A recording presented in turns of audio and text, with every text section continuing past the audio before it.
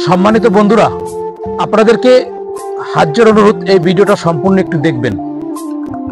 একজন দিনমজুর দৈনিক 500 টাকা, 800 টাকা বা 1000 টাকা ইনকাম করে, আর একজন শিল্পপতি সে দৈনিক লাখ টাকা, কোটি টাকা ইনকাম করে।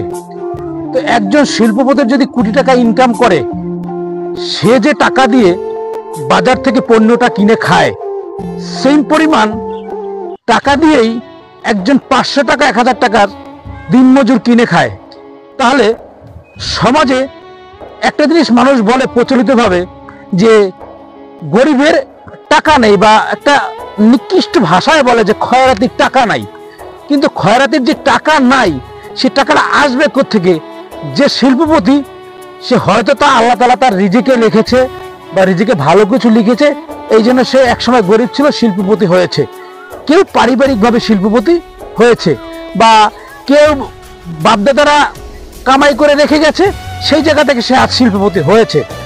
তো আমরা সমাজে যে একটা সকলের মাঝে যে বৈষম্য তৈরি করি, সেই বৈষম্যটা হচ্ছে যে আমরা একে অপরকে যে গরিব বলে গালি দেই।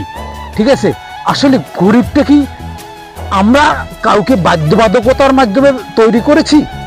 না ভাই, গরিবটা মন আল্লাহ তাআলার কাছ থেকে প্রদত্ত একটি জিনিস।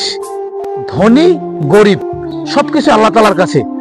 আল্লাহ যাকে চেয়েছে, ঠিক আছে, তাকে ধন দিয়েছে, যাকে চায় না তাকে ধন সম্পদ দেয় নাই।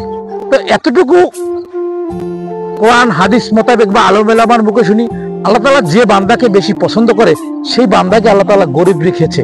ঠিক আছে, আবার যেটা ধনাঢ্য ব্যক্তিদের ভিতরে আল্লাহ নেই, তাদেরকে আল্লাহ তাআলা পছন্দ করে না। হ্যাঁ, ধনাঢ্য ব্যক্তিদের ভিতরে দানশীল, দয়াশীল, মানবতাকারী, বিবেকবান মানুষের অভাব নেই।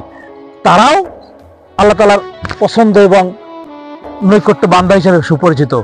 তো সেক্ষেত্রে আমরা দেখবো খেয়াল করে যে মানুষ তার নিজের জায়গা থেকে যদি আমরা অপরকে বিবেচনা করি, সেটা আমাদের একদম বোকামি মনে করি আমি। এই জন্য আমার অনুরোধ আপনাদের কাছে, নিজের অবস্থান থেকে, নিজের জায়গা থেকে অপরকে বিশ্লেষণ করবেন না। কারণ আপনি ওই দারিদ্র মানুষটির জায়গায় গিয়ে দেখেন, সে দৈনিক 1500 টাকা কামাই করে সে আপনার মতো বাজার থেকে একই প্রাইস 80 টাকা বা 70 টাকা বা 50 টাকা কিনে খাচ্ছে। একই চাউল সন্না 70 টাকা, 65 টাকা বা 75 টাকা কিনে খাচ্ছে। আবার একই রসুন 200 টাকা দর সে কিনে খাচ্ছে। আপনার চেয়ে তো সে কমে কিনে খাচ্ছে না।